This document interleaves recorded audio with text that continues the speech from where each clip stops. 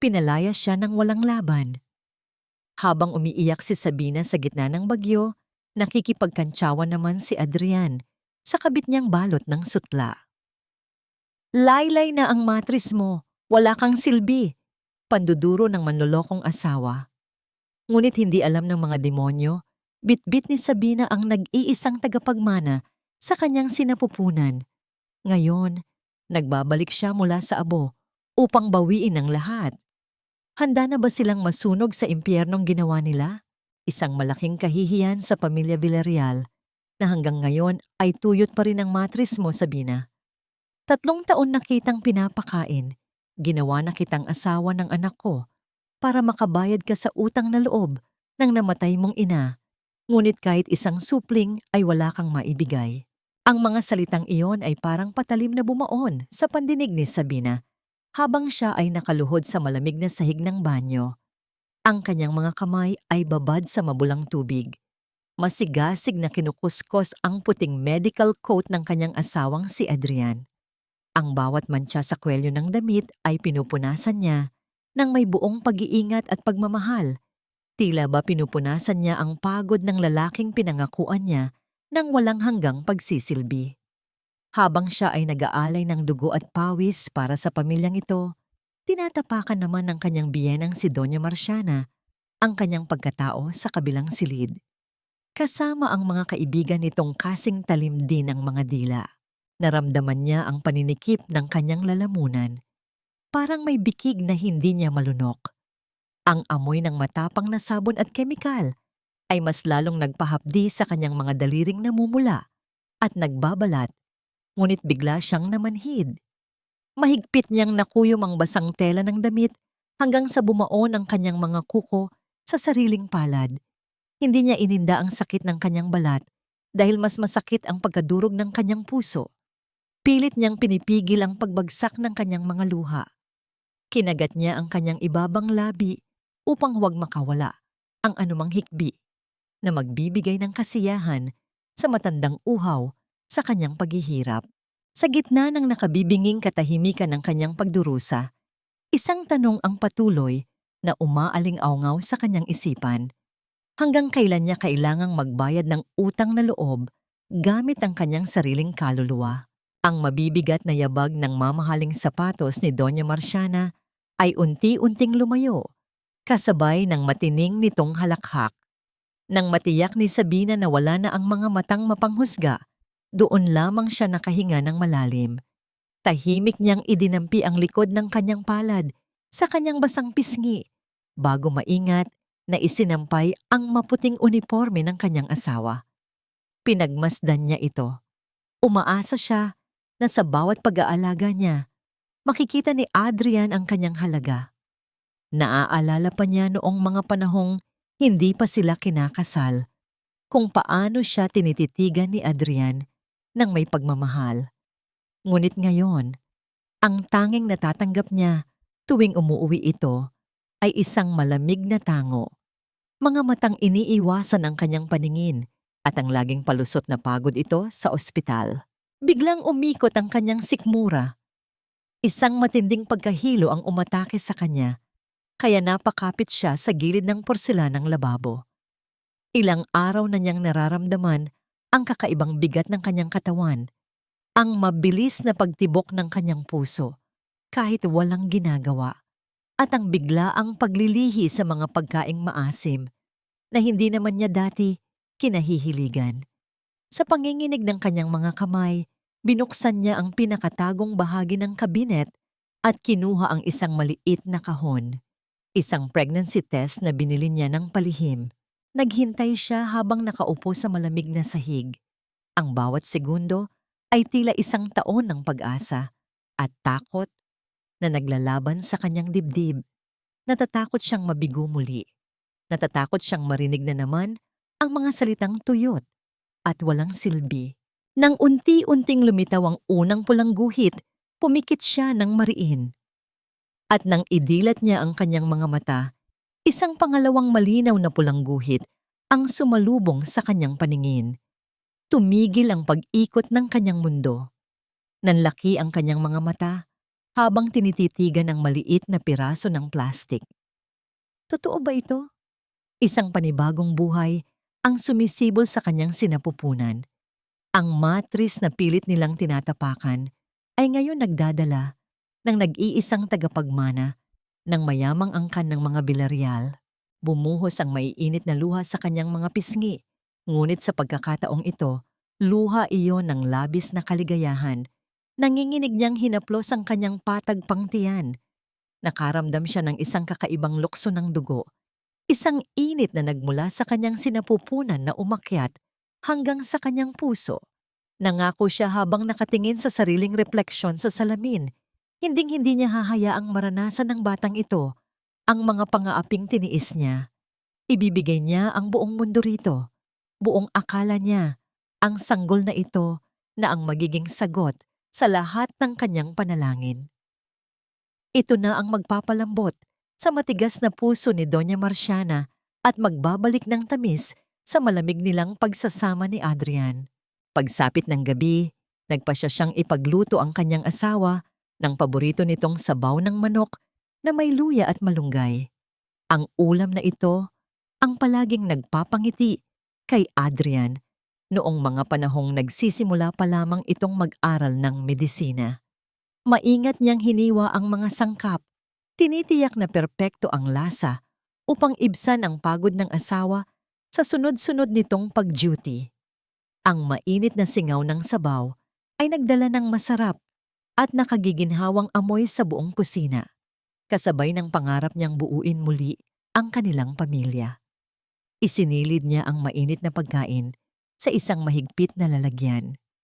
Ibinalot niya ang pregnancy test sa isang maliit na puting sobre at isiniksik ito sa bulsa ng kanyang palda. Ito ang magiging pinakamagandang sorpresa niya sa buong buhay nila. Balot ng manipis na jacket laban sa malamig na simoy ng gabi, naglakad si Sabina patungo sa Villarreal Medical Center.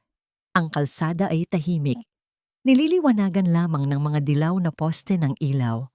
Ang mainit na lalagyan ng sabaw na yakap-yakap niya sa kanyang dibdib ay nagbibigay ng init hindi lang sa kanyang nangangatog na katawan, kundi maging sa kanyang kaluluwa. Bawat hakbang niya papasok sa naglalakihang salaming pinto ng ospital ay may dalang pag-asa.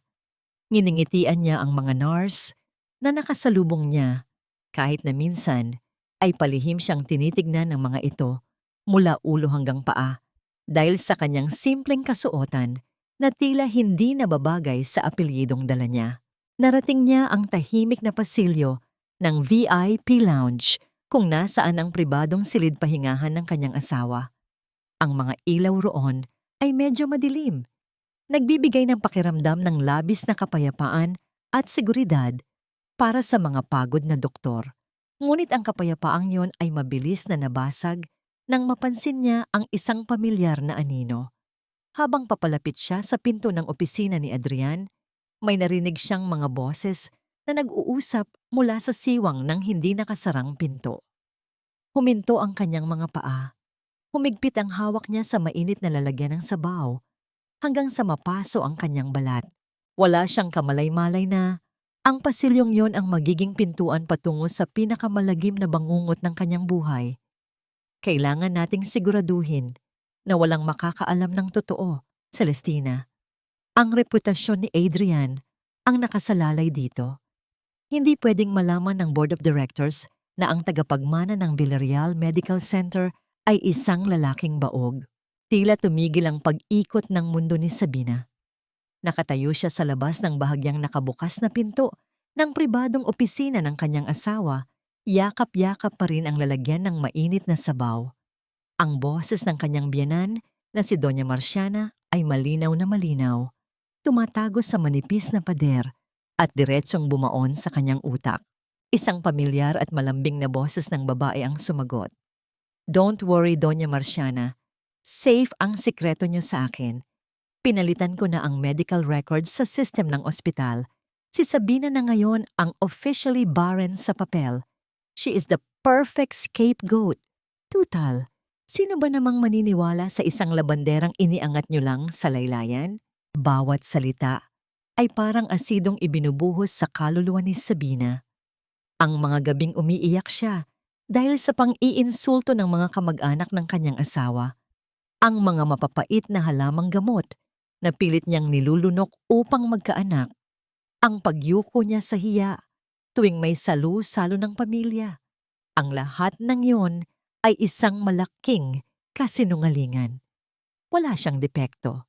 Ang lalaking pinagsisilbihan niya, ang lalaking pinoprotektahan ng mayamang angkan na ito, ang siyang walang kakayahang magbigay ng buhay. At ginawa nila siyang pananggalang upang isalba ang kanilang maruming dangal.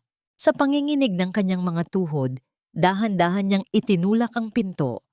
Umaasa siyang mali ang kanyang naririnig, na marahil ay nananaginip lamang siya. Ngunit ang bumungad sa kanyang mga mata ay mas masahol pa sa anumang bangungot. Wala roon si Doña Marciana. Tila sa telepono lamang kausap ng babae ang kanyang biyanan. Sa halip, nakita niya si Adrian na nakaupo sa paborito nitong sofa. At sa kanyang kandungan ay nakaupo si Dr. Celestina Roque, ang kilalang tanyag na doktor sa telebisyon. Ang puting medical coat ni Celestina ay nakalaylay na sa isang balikat. Inilalantad ang mapulang sutlang suot nito sa loob. Ang mga kamay ng kanyang asawang si Adrian, ang mga kamay na bihira na siyang hawakan, ay mahigpit na nakapulupot sa baywang ng babae. Namanhid ang buong katawan ni Sabina. Nawalan ng lakas ang kanyang mga braso. Isang malakas na pagbagsak ng plastik na lalagyan ng umagaw sa atensyon ng dalawa. Kasunod ang mabilis na pagkalat ng mainit na sabaw at mga piraso ng luya sa mamahaling carpet ng opisina. Ang amoy ng pagkaing ginawa niya ng may pagmamahal ay humalo sa malamig at artipisyal na hangin ng kwarto.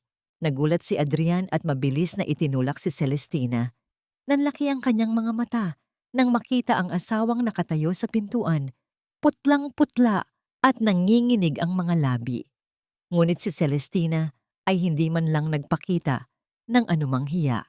Dahan-dahan nitong inayos ang kanyang damit, humalukip-kip at binigyan si Sabina ng isang mapanuyang ngiti.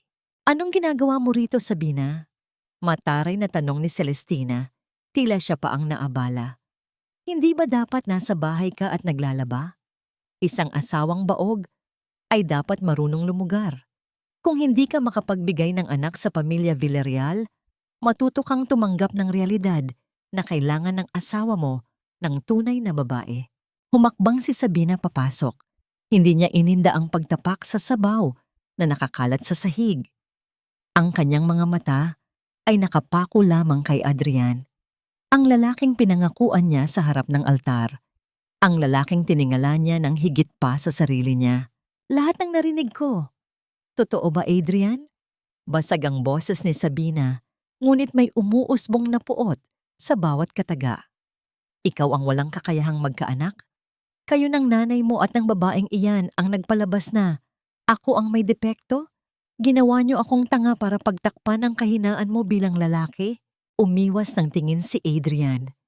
Ang katahimikan nito ay isang matalim na kumpirmasyon. Namula ang mukha ng lalaki, hindi dahil sa pagsisisi, kundi dahil sa pagkapahiya na nanabuking ang sikretong pinakatatago ng kanyang pagkalalaki.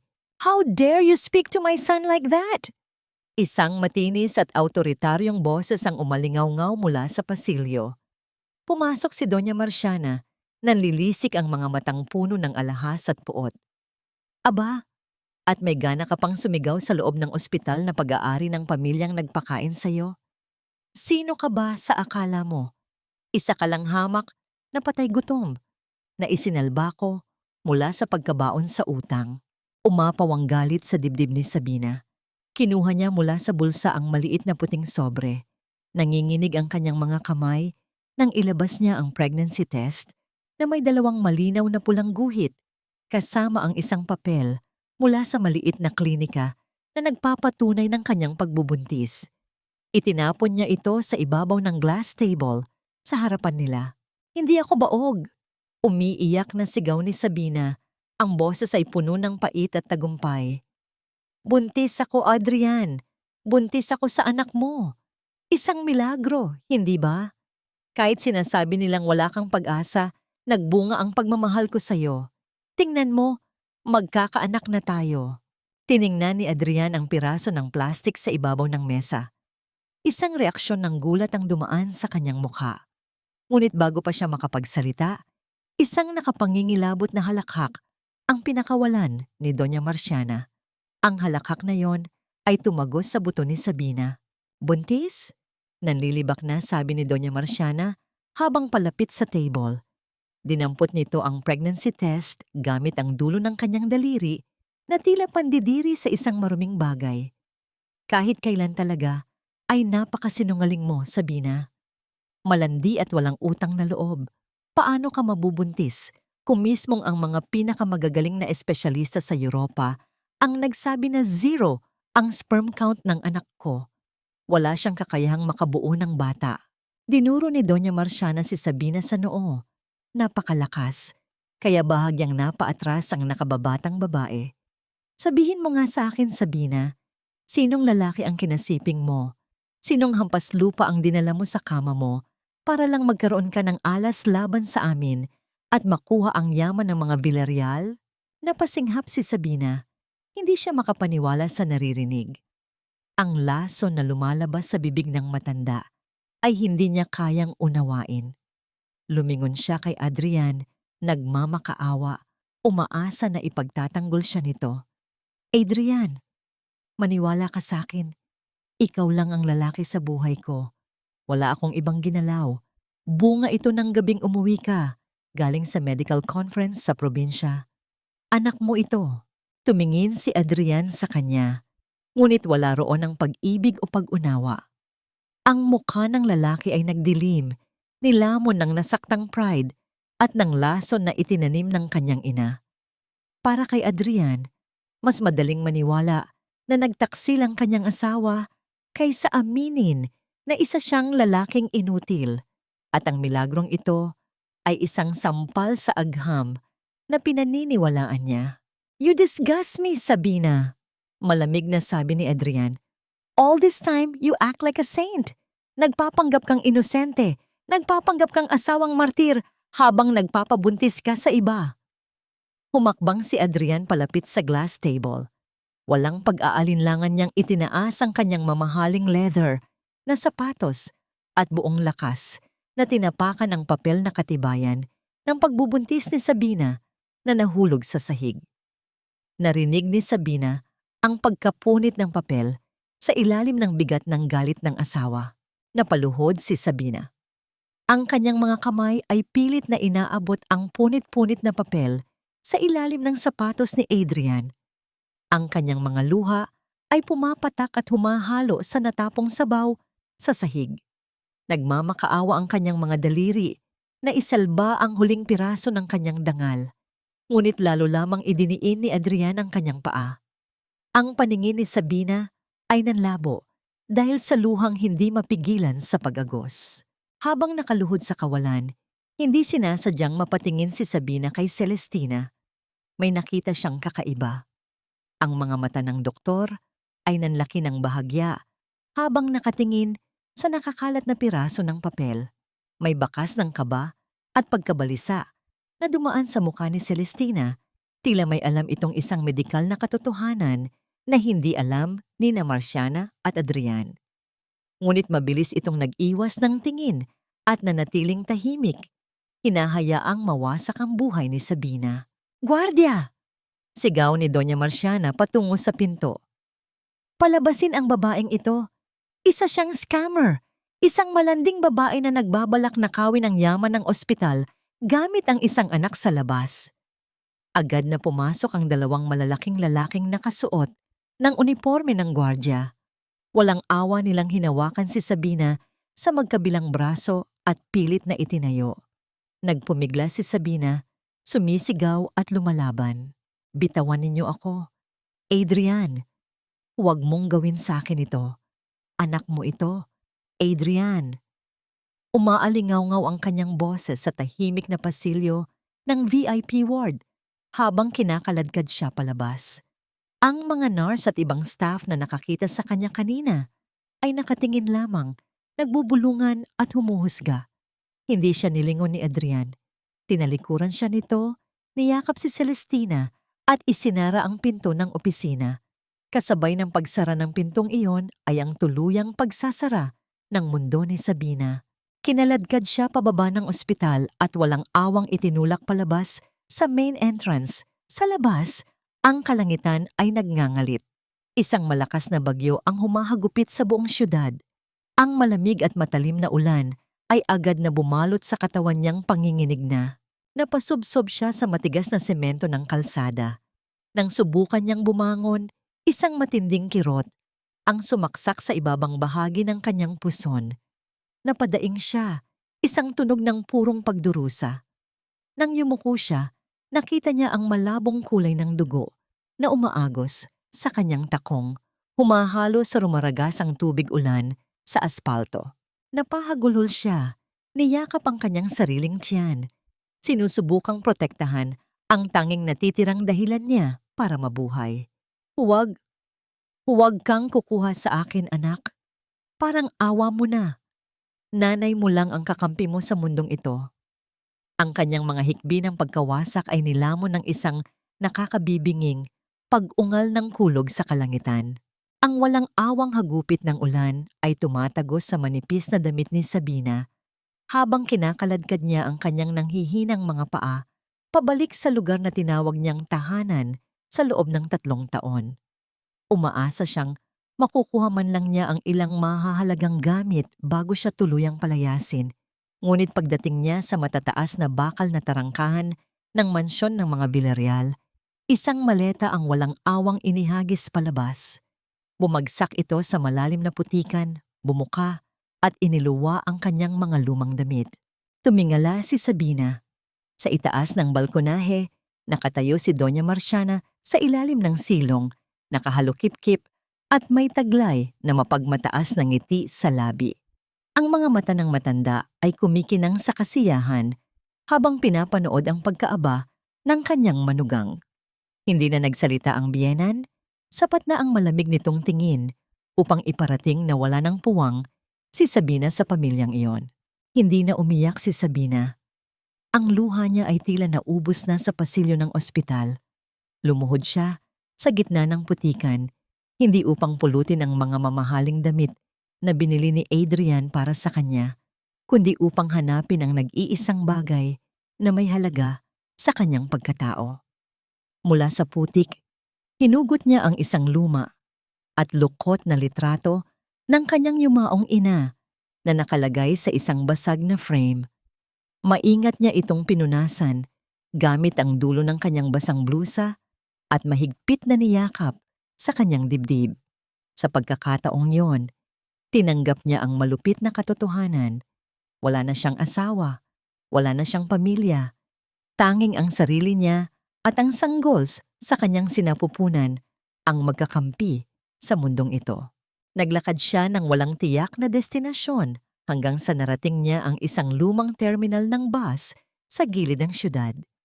Ang paligid ay puno ng mga taong nagmamadali, mga amoy ng usok at piniritong pagkain, at ang malamig na simoy ng hanging nagbabadya ng mas malakas pang unos. Nanginginig ang buong katawan ni Sabina habang nakapila sa takilya. Nang hingin ng kahera ang bayad para sa tiket patungong lalawigan ng Quezon, dahan-dahang hinubad ni Sabina ang simpleng gintong singsing sa kanyang palasingsingan. Ito ang singsing na isinuot ni Adrian sa kanya noong mga panahong nangangako pa ito ng wagas na pag-ibig sa harap ng altar. Ipinagpalit niya ang simbolo ng kanyang pag-ibig para sa isang kapirasong papel na maglalayo sa kanya sa impyerno. Umupo siya sa isang maruming silyang gawa sa bakal sa gilid ng terminal. Yakap ang kanyang sarili upang labanan ang matinding ginaw. Biglang may isang mainit na basong plastik ang lumitaw sa kanyang paningin. Tumingala siya at nakita ang isang matandang babaeng naglalako ng kape at tinapay. Nakangiti sa kanya ng may buong pag-unawa. Ibinigay ng matanda ang mainit na tubig at isang pirasong pandesal nang walang hinihinging kapalit. Hinawakan ni Sabina ang mainit na baso at doon, sa gitna ng mga estranghero at sa pinakamababang punto ng kanyang buhay, Naramdaman niya ang init ng tunay na pagmamalasakit. Ang maliit na kabutihang yon mula sa isang taong walang-wala ay nagpanumbalik ng kanyang paniniwala na may natitira pang kabutihan sa mundo. Tumulo ang kanyang luha. Hinahalo ang alat nito sa simpleng inumin na nagbigay sa kanya ng lakas. Nang makasakay siya sa bus, pinili niya ang upuan sa pinakadulo, malapit sa bintana. Ang makina ng malaking sasakyan ay umugong at nagsimulang umandar. Iniiwan ng syudad na naging saksi sa pagkawasak ng kanyang mga pangarap. Isinandal niya ang kanyang noo sa malamig na salamin ng bintana habang pinagmamasdan ang mga naglalahong ilaw ng kabilang kalsada. Dahan-dahan niyang ipinatong ang kanyang kamay sa kanyang tiyan. Ang pagmamahal at determinasyon ay nag-alab sa kanyang puso. Ipinangako niya sa musmos na buhay na dinadala niya na hindi ito kailanman makakaranas ng panlalait. Siya ang magiging ama na magpoprotekta at ina na magmamahal ng walang pasubali. Magpupursigi siya, aahon siya mula sa putik na pinag-iwanan sa kanya. Ngunit sa gitna ng kanyang malalim na pag-iisip, hindi niya napansin ang isang lalaking nakasuot ng madilim na jacket at sombrerong nakababa hanggang sa mga mata. Nakaupo sa kabilang hilera sa bandang likuran. Ang mga mata ng estrangherong yon ay tahimik ngunit matalim na nakamasid sa bawat galaw ni Sabina.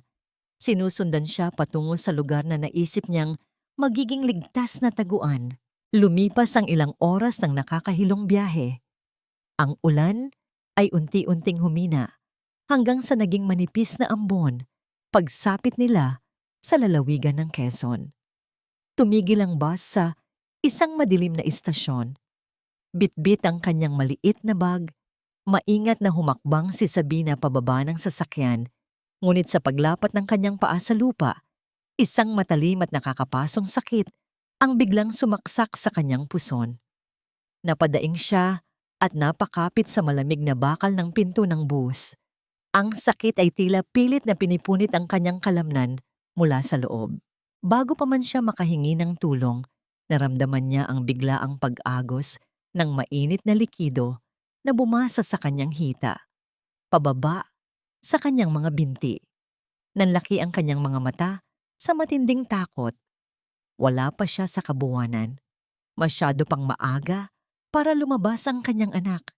Napaluhod siya sa batuhan, humihingal at namimilipit sa hapdi, habang ang paligid ay nagiging malabo sa kanyang paningin. Ang maalat na simoy ng hangin mula sa dagat ay humampas sa kanyang mukha. Ang dilim ng gabi ay binasag ng mga nag-aalinlangang hakbang at nag-aalalang tinig ng mga estranghero. Binuhat si Sabina ng mga mabubuting kamay patungo sa isang maliit at lumang paanakan sa bayan. Nawalan ng kuryente dahil sa malakas na bagyo. Kaya tanging ang aandap-andap na liwanag ng mga gasera at kandila ang nagbibigay ng ilaw sa masikip na kwarto. Sa gitna ng kanyang paghihirap, isang matandang babae ang walang pag-aalinlangang sumalo sa kanya.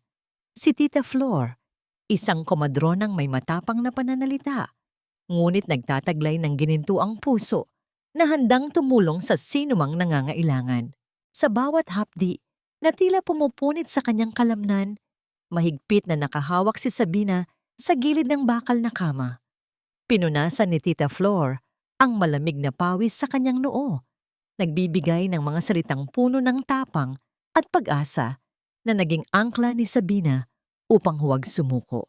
Makalipas ang ilang oras ng pakikipaglaban sa kamatayan, ang sunod-sunod na matitinis na iyak ng dalawang sanggol ang pumunit sa katahimikan ng madaling araw. Dalawang anghel ang ipinagkaloob sa kanya ng langit bilang kapalit ng lahat ng kanyang luha. Isang lalaki at isang babae, si Lucas at si Luna.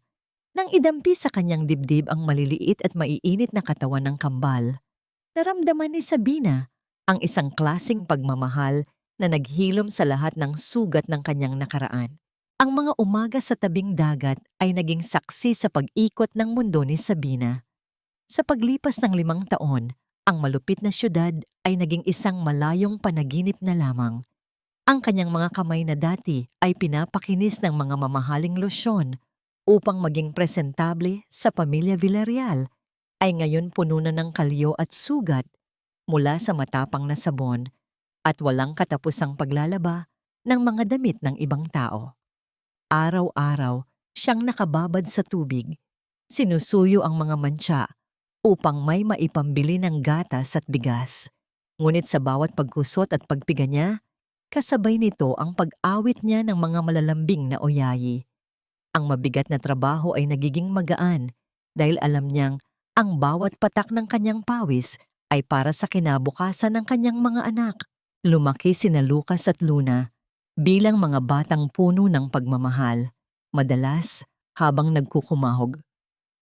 Si Sabina sa pagtupi ng mga damit, lalapit ang dalawa taglay ang mga lumang bimpo upang maingat na punasan ang pawis sa noo at leeg ng kanilang ina. Sa mga pagkakataong yon, pakiramdam ni Sabina ay siya na ang pinakamayamang babae sa buong mundo.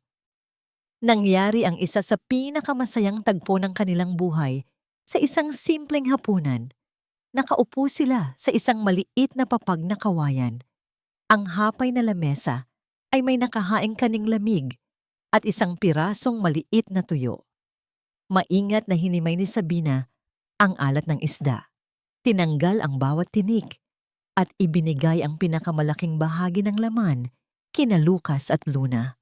Ngunit sa halip na kainin, pinulot iyon ni Lucas gamit ang kanyang maliliit na daliri at dahan-dahang inilagay sa ibabaw ng kanin ng kanyang ina.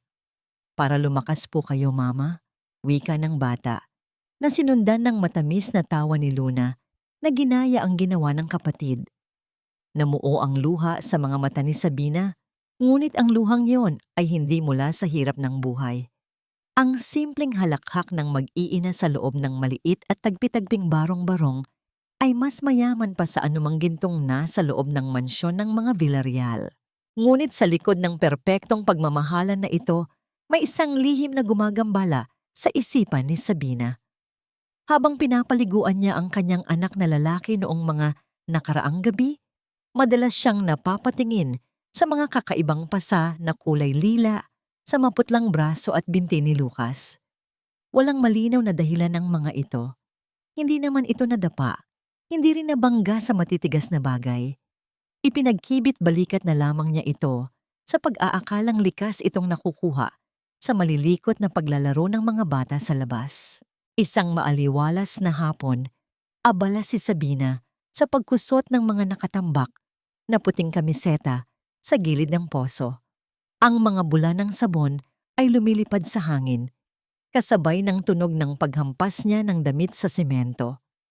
Sa di kalayuan, naglalaro ang kambal sa maalikabok na bakuran. Payapa ang lahat, hanggang sa isang nakakabinging tili ni Luna ang bumasag sa katahimikan ng komunidad. Isang tili na puno ng takot. Binitawan ni Sabina ang mga damit. Hindi na niya inalintana ang mga sabon sa kanyang kamay at patakbong lumabas patungo sa bakuran. Bumagsak ang kanyang mundo at tila huminto ang pagtibok ng kanyang puso nang makita si Lucas. Ang kanyang 5 taong gulang na anak ay walang malay na nakahandusay sa tuyong lupa. Mula sa ilong ng bata ay walang tigil na umaagos ang malapot na dugo. Ang pulang-pulang likido ay mabilis na kumalat at bumakat sa maruming puting damit na suot ng bata. Ang mapulang mantsa sa damit ni Lucas ay tila isang malupit na halimaw na unti-unting nilalamon ang buong kaluluwa ni Sabina. Hindi niya namalayan kung paano niya nabuhat ang walang malay na anak at natakbo ang mahabang alikabok na kalsada patungo sa pinakamalapit na pampublikong ospital sa probinsya. Ang malamig na ihip ng hangin sa pasilyo ng klinika ay hindi sapat upang palamigin ang nag-iinit at nanginginig na katawan ng natatakot na ina. Nang lumabas ang matandang doktor mula sa emergency room, ang mabigat nitong mga hakbang at malungkot na ekspresyon ay nagpabigat ng tuluyan sa dibdib ni Sabina. Pinaliwanag ng doktor na ang katawan ni Lucas ay hindi na gumagawa ng sapat na pulang selula ng dugo. Isang pambihirang sakit sa bone marrow na unti-unting pumapatay sa maliliit na ugat ng bata. Ang bawat salitang medikal na binibitawan ng manggagamot ay parang mga malalaking batong inilalagay sa balikat ni Sabina. Ipinaalam sa kanya na ang anak niya ay nangangailangan ng agarang pagsala ng dugo gamit ang isang napaka-espesyal at makabagong makina upang patuloy itong mabuhay bago pa man pag-usapan ang anumang operasyon. Sa labis na pagkalito at takot, nagtungo si Sabina sa madilim na bahagi ng ospital kung saan matatagpuan ang maliit na bintana ng kahera. Inilabas niya mula sa kanyang lumang bag ang isang kinakalawang na lata ng biskwit. Ito ang kanyang pinakatatagong kaba ng yaman. Nanginginig ang kanyang mga magagaspang na daliri habang isa-isa niyang inilalabas ang mga naiwang barya at mga nalukot na perang papel. Maingat niya itong pinapatag sa ibabaw ng malamig na semento, pilit na inaayos ang mga punit at gusot, umaasang baka sakaling dumami ang halaga nito kung magmukha itong maayos. Ngunit gaano man niya paulit-ulit na bilangin ang mga barya, hindi nito kailanman mababayaran ang presyo ng buhay ng kanyang anak. Habang kinakalkal niya ang pinakailalim na bahagi ng lata, isang kapirasong lumang dyaryo na ginamit niyang pambalot ng barya ang nahulog at bumuka sa sahig. Tumambad sa kanyang paningin ang isang malaking larawan. Nakaguhit doon ang nakangiting mukha ni na Adrian at Celestina na may nakasulat na malaking balita tungkol sa nalalapit na engranding kasal ng dalawang pinakasikat na pamilya ng mga doktor sa bansa. Isang malamig na kilabot ang gumapang sa batok ni Sabina. Bakit sa dinami-dami ng lumang papel na ibinigay sa kanya ni Tita Flor mula sa palengke upang pambalot ng gamit, ang mukha pa ng mga taong sumira sa kanya ang kailangan niyang makita sa oras ng kanyang pinakamatinding desperasyon? May mensahe ba ang tadhana na hindi niya naiintindihan? Bago pa man niya mapag-isipan ang kahulugan ng lumang balita, lumapit ang doktor sa kanyang likuran. Ang boses nito ay puno ng pag-aalinlangan ngunit may dalang matinding babala. Ipinaalam nito na ang maliit na ospital ng probinsya ay walang sapat na kagamitan para isalba si Lucas sa gabing iyon. Mayroon lamang iisang ospital sa buong rehiyon ang nagmamay-ari ng tanging makina na makakagamot sa pambihirang kaso ng bata. Nang bigkasin ng doktor ang pangalan ng Villarreal Medical Center, tila huminto sa pag-ikot ang mundo ni Sabina. Ang pangalang iyon ay isang sumpa. Iyon ang mismong lugar kung saan dinurog ang kanyang pagkatao, kung saan siya tinawag na baog at walang silbi, at kung saan siya itinapon sa gitna ng 15 taon na ang nakalilipas. Ang isipin pa lamang natatapak siyang muli sa makintab na sahig ng ospital na yon ay nagpapabalik sa pamilyar na hapdi sa kanyang puson at pag-alon ng labis na kahihiyan sa kanyang isipan.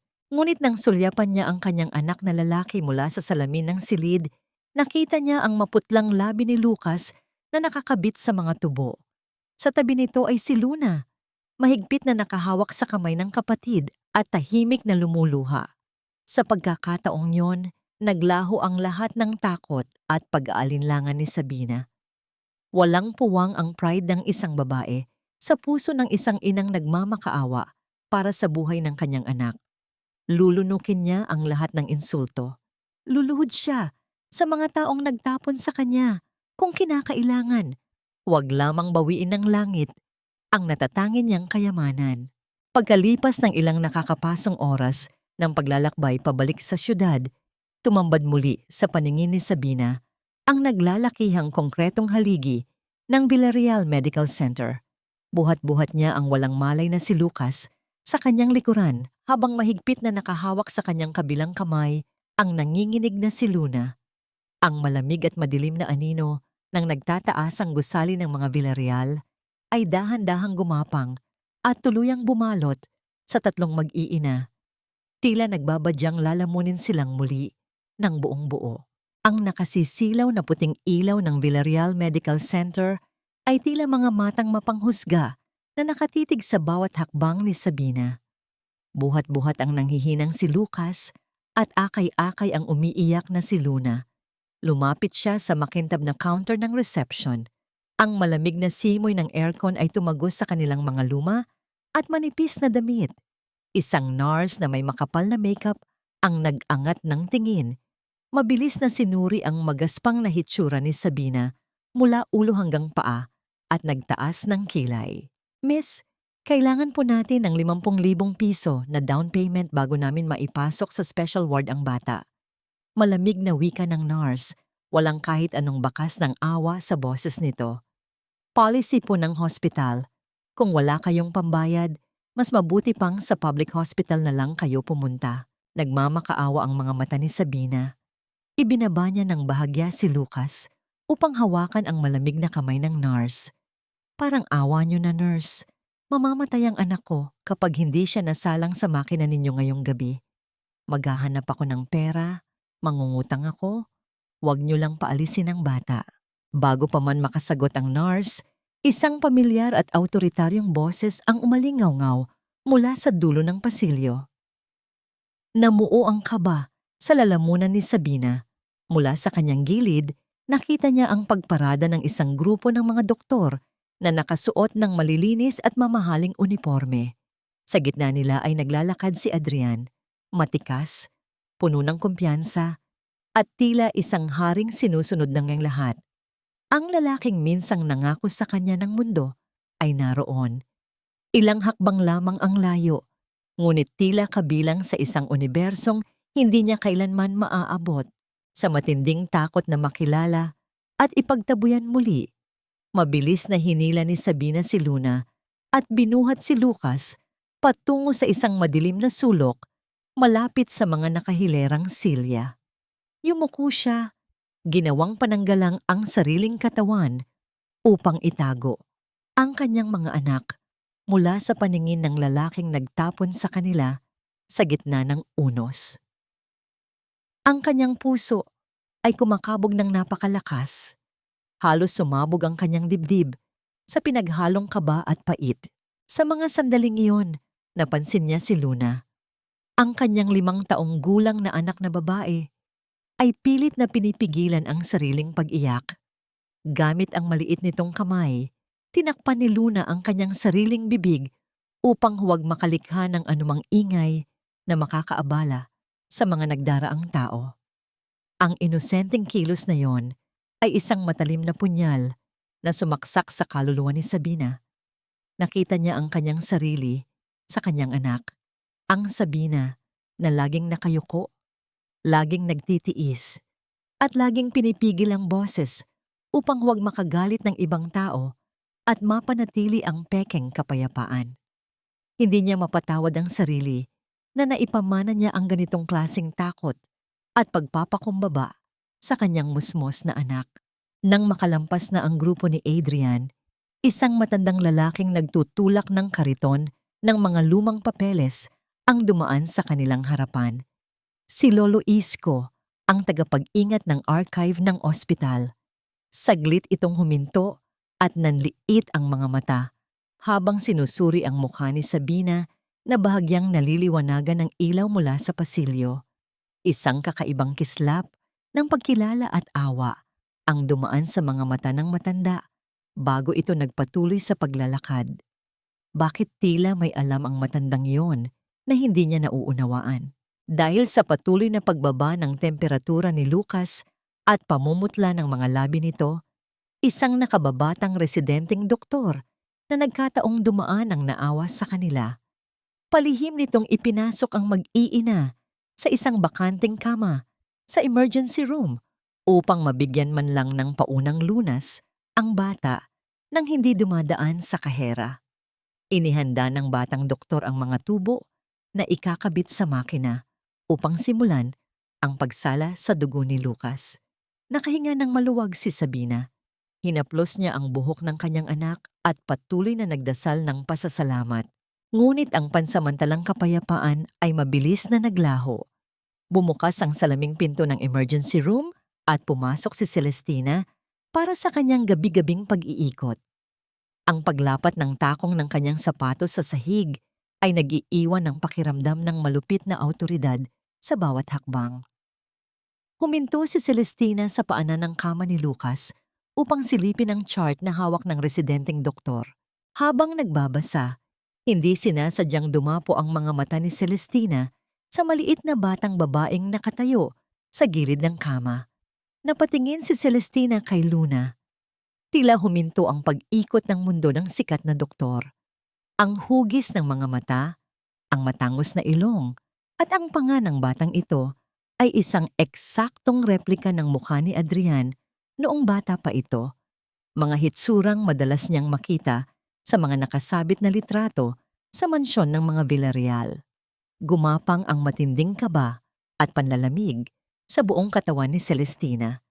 Kung ang batang ito ay kamukha ni Adrian, nangangahulugan lamang na ang babaeng ina nito ay walang iba, kundi unti-unting inangat ni Celestina ang kanyang paningin patungo sa babaeng nakatalikod na patuloy na humahaplos sa noo ng batang lalaki. Nang lumingon si Sabina, nagtama ang kanilang mga paningin. Isang nakakapasong katahimikan ang namayani sa pagitan nilang dalawa.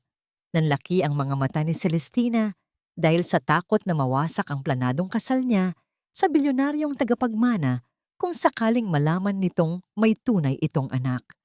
Samantalang ang mga mata ni Sabina ay nanatiling puno ng pagmamakaawa para sa buhay ng kanyang supling, hindi pa rin batid ang panganib na dala ng babaeng kaharap. Mabilis na binawi ni Celestina ang kanyang pagkagulat at pinalitan ito ng malamig at malupit na awtoridad. Tiningnan niya ang residenteng doktor at nag-utos gamit ang isang boses na walang puwang para sa pagtutol. "Doc, tanggalin mo ang mga tubong yan. Ilipat ang batang yan sa public hospital ngayon din." Mataray na utos ni Celestina, nakataas ang noo at puno ng pandidiri ang mga mata. Walang puwang ang mga patay gutom sa ospital na ito. Sa loob ng tahimik na silid, ang tanging nangingibabaw ay ang mahina at pabagal na ritmo ng makinang nagbabantay sa naghihingalong tibok ng puso ni Lucas. Ang malamig na hangin sa loob ng marangyang opisina ni Dr. Celestina Roque ay hindi sapat upang pakalmahin ang nag-iinit niyang sistema.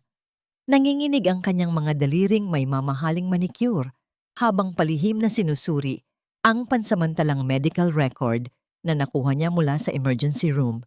Ang pangalan ng pasyente ay Lucas Salcedo, anak ni Sabina. Buhay si Sabina at may 2 supling na tiyak na magpapabagsak sa lahat ng kanyang mga pinaghirapan. Ang kinabukasan niya bilang asawa ng tagapagmana ng mga Villarreal, ang sikat na kasal na inaabangan ng buong alta sosyedad, ay nanganganib na maging abo dahil sa isang batang lalaking nagtataglay ng mukha ni Adrian. Hindi niya pwedeng hayaang masira ang kanyang mga plano. Kailangang mawala ang mag-iina bago pa man may makapansin sa katotohanan. Sa kabilang banda, saglit na iniwan ni Sabina ang kanyang mga anak upang muling magmakaawa sa kahera. Nang bumalik siya sa pasilyo ng emergency room, isang tagpo ang halos pumigil sa kanyang paghinga. Nakatayo si Celestina sa tabi ng higaan ni Lucas. Walang anumang bakas ng awa sa mukha ng tanyag na doktor habang walang awang binabaklas ang linya ng dextrose at gamot na pumipigil sa matinding sakit na nararamdaman ng bata. "Tanggalin niyo ang lahat ng yan." Malamig at mataray na utos ni Celestina sa nurse na nakatayo sa kanyang likuran. "This patient is an unauthorized charity case. Hindi tayo charity ward. Bring them out bago pa mahawa ang ibang paying patients natin sa kung anong sakit na dala ng mga yan. Sumusunod lang tayo sa patakaran ng ospital." Nagsimulang mangisay sa sakit ang maliit na katawan ni Lucas. Ang pamumutla ng bata ay sinabayan ng matinding panginginig at pagdaing dahil sa biglaang pagkaubos ng likidong nagpapababa ng lason sa kanyang dugo. Umiiyak si Luna sa gilid, pilit na inaabot ang kanyang kuya, ngunit itinulak lamang siya palayo ng nurse. Parang isang inang leon na nakita ang kanyang supling na sinasaktan, na wala ang lahat ng kaba at pag-aalinlangan sa buong pagkatao ni Sabina. Tumakbo siya ng mabilis at padahas na itinabi ang kamay ni Celestina Bago pa man nito, tuluyang mahugot ang pinakahuling tubo na nakakabit sa braso ng kanyang anak. Binalot ni Sabina ng kanyang sariling katawan ang nangongombulsyong si Lucas. Mahigpit niyang niyakap ang bata. Ginawang kalasag ang kanyang likod laban sa sinumang magtatangkang lumapit. Pilit siyang hinihila ng nurse upang ilayo sa pasyente. Naramdaman ni Sabina ang matatalim na kuko ng nurse na bumaon at kumamot sa kanyang braso. Nag-iiwan ng mahahabang pulang marka, ngunit hindi siya natinag. Wala siyang pakialam sa sakit ng kanyang sariling laman. Ang tanging mahalaga ay ang init ng katawan ng kanyang anak na pilit niyang pinoprotektahan mula sa mga halimaw na nakasuot ng puting uniforme. Sa gitna ng kaguluhan, napansin ng matalas na paningin ni Sabina ang isang kahina-hinalang galaw mula kay Celestina. Habang umaatras ang doktor upang umiwas sa komosyon, nagmamadali nitong isiniksik ang isang makapal na brown envelope sa loob ng kanyang mamahaling designer bag. Ang kilos nito ay puno ng pagkabalisa at pag-iingat.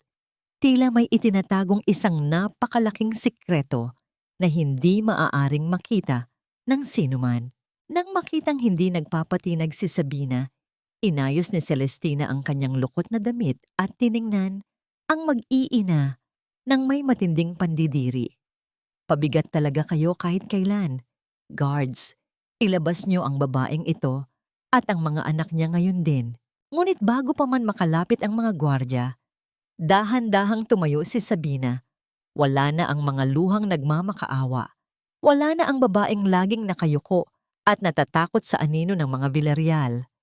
Ang mga mata niya ngayon ay nag-aapoy sa matinding puot at determinasyon na handang pumatay kung kinakailangan. Walang anumang babala. Mabilis na inabot ni Sabina ang pulso ni Celestina. Hinawakan niya ito ng napakahigpit, sapat upang bumaon ang kanyang mga matitigas na kalyo sa makinis na balat ng manggagamot. Subukan mong saktan ang anak ko, kalilimutan kong tao ka. Matigas at malamig na banta ni Sabina. Ang boses ay tila galing sa pinakamalalim na bahagi ng impyerno. Ang kislap ng matinding takot sa mga mata ng doktor nang maramdaman nito ang higpit ng pagkakahawak ng isang inang palaban. Ang matalim na tingin ni Doña Marciana ay sumalubong kay Sabina sa isang tahimik at liblib na pasilyo ng ospital, malayo sa nag-aabalang mga nurse at pasyente.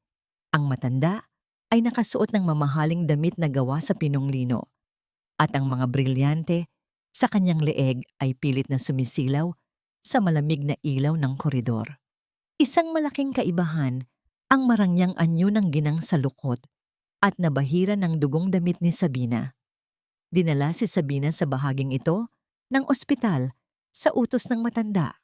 Matapos makarating sa kaalaman nito ang kaguluhang nangyari sa emergency room, tumayo si Doña Marciana nang may sukdulang pagmamalaki. Ang kanyang mga labi ay umarko sa isang ngiting puno ng pagkutya bago siya nagsalita ng may malambing ngunit nakamamatay na tono. Tingnan mo nga naman ang mapaglarong tadhana, Sabina. Panimula ng biyenan. Ang boses ay nag-aanyayang parang isang inang nagmamalasakit. Ginawa ko ang lahat para iahon ka sa putik. Pinakain kita, dinamitan, at tinanggap sa pamilya namin kahit na wala kang maipagmalaking apelyido dahil iyon ang tama bilang pagtanaw sa namatay mong ina. Pero pinili mong maging matigas ang ulo. At ngayon, heto ka, gumagapang pabalik sa amin para manggulo sa nalalapit na kaligayahan ng anak ko. Mariing naikuyom ni Sabina ang kanyang mga kamao. Hindi ako pumunta rito para manggulo o humingi ng kahit ano mula sa inyo. Kailangan ng anak ko ng makina ng ospital na ito para mabuhay. Wala akong pakialam kay Adrian o sa kasal niya. Isang nakakainsultong halakhak ang pinakawalan ng matanda. Binuksan nito ang kanyang mamahaling bag na balat ng buwaya at hinugot ang isang makapal na bungkos ng pera. Walang pag-aalinlangang inihagis ni Doña Marciana ang mga 1,000 piso sa paanan ni Sabina. Ang mga papel ay nagkalat sa makintab na sahig, tila mga tuyong dahon na bumagsak mula sa isang patay na puno. Bibilin ko ang katahimikan mo. Malamig na utos ng ginang. Ang pekeng kabaitan ay tuluyan ng naglaho. Kunin mo ang pera na yan. Ipagamot mo ang mga bastardong anak mo sa ibang lugar at ilayo mo sila sa pamilya ko ng tuluyan. Ginagawa ko ito dahil naaawa ako sa mga bata. Ayaw kong mamatay sila dahil lang sa katangahan ng kanilang ina. Kaya tanggapin mo na ang tulong ko bilang huling utang na loob mo sa akin. At huwag na huwag mo nang ipagkakalat ang kasinungalingang kadugo namin ang mga yan. Bumaba ang tingin ni Sabina sa makapal na pera sa kanyang harapan. Ang kanyang isip ay nagkagulo. Ang halagang yon ay higit pa sa sapat upang mabayaran ang paunang bayad para sa makina. Kaya nitong ibalik ang kulay sa maputlang labi ni Lucas. Kaya nitong pawiin ang takot ni Luna. Nagsimulang manginig ang kanyang mga magagaspang na daliri. Ang kanyang instinto bilang isang ina na handang gawin ang lahat para sa anak ay nagtutulak sa kanyang lunukin ang natitirang piraso ng kanyang pride. Isang galaw lang. Luluhod lamang siya, pupulutin ang pera, at maililigtas na niya ang kanyang sanggol. Napansin ni Doña Marciana ang pag-aalinlangan sa mga mata ni Sabina, kaya mas lalo nitong idiniin ang kanyang mga salita. Lumuhod ka. Pulutin mo ang grasya na ibinibigay ko. Wala kang ibang pagpipilian, Sabina. Isa ka pa ring hamak na labandera na walang kakayahang bumuhay ng anak kung wala ang yaman namin. Tanggapin mo na ang katotohanan na kailangan mo ako para mabuhay sila. Go ahead, pick it up. Magpakumbaba ka para sa mga anak mo. Ang mga salitang yon ang naging susi upang mabuksan ang isang nakasarang pinto sa isipan ni Sabina. Tila dinala siya ng hangin pabalik 5 taon na ang nakalilipas. Muli niyang naramdaman ang lamig ng ulan, ang hapdi ng pagtapak ni Adrian sa kanyang pregnancy test at ang panliliit niya sa sarili habang ipinagtatabuyan siya palabas ng mansyon. Kung pupulutin niya ang perang ito ngayon, inaamin niya na tama. Sila, na siya ay isang alipin lamang ng utang na loob, isang taong kayang bilhin at bayaran ang dangal. Kung isusukuin niya ang kanyang dignidad ngayon, ano ang ituturo niya sa kanyang mga anak bukas? Naayos lang maging alipin ng mayayaman basta't may kapalit na salapi.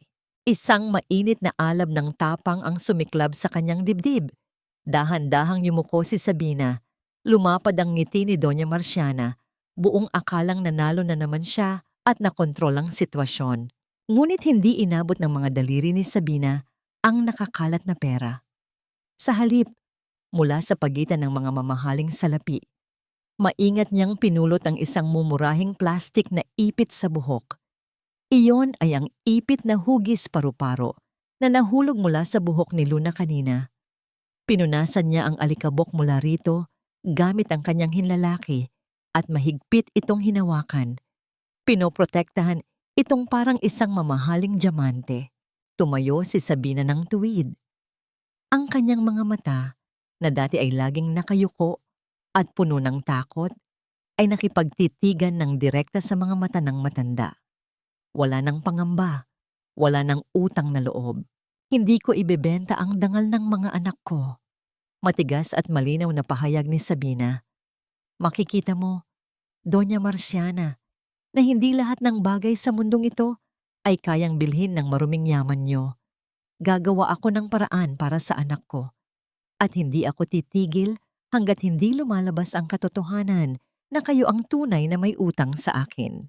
Bago pa man makapagsalita ang naguguluhang si Doña Marciana, tinalikuran na siya ni Sabina at naglakad palayo ng may taas noong pagmamalaki. Sa di kalayuan, sa likod ng nakaawang na pintuan ng isang madilim na bakanting silid, isang hindi kilalang anino ang tahimik na nakamasid. Ang maliit na ilaw ng isang lente ng kamera ay nakatutok sa kanila. Palihim na kinukuha ang bawat segundo at detalye ng mapait na pag-uusap na yon bago muling nagtago sa dilim. Tuloy-tuloy ang paglakad ni Sabina, hindi lumilingon. Pinapanatili ang kanyang tapang. Ngunit nang makalampas siya sa kanto ng pasilyo at makapasok sa isang bakanteng hagdanan kung saan wala nang makakakita sa kanya, tuluyang bumigay ang kanyang mga tuhod. Bumagsak siya sa malamig na semento. Niyakap niya ang kanyang sarili at doon, ibinuhos ang lahat ng pait. Umiyak siya ng walang boses. Ang kanyang dibdib ay nagbabanta nang sumabog sa tindi ng sakit at kawalan ng pag-asa. Tumanggi siya sa pera, iniligtas niya ang kanilang dangal, ngunit saan siya ngayon kukuha ng pambayad? Ang kanyang katapangan ay walang kwenta kung ang kapalit ay ang hininga ng kanyang anak. Nanghihina at nag-iisa, inisip niyang marahil ay tuluyan na siyang pinabayaan ng langit.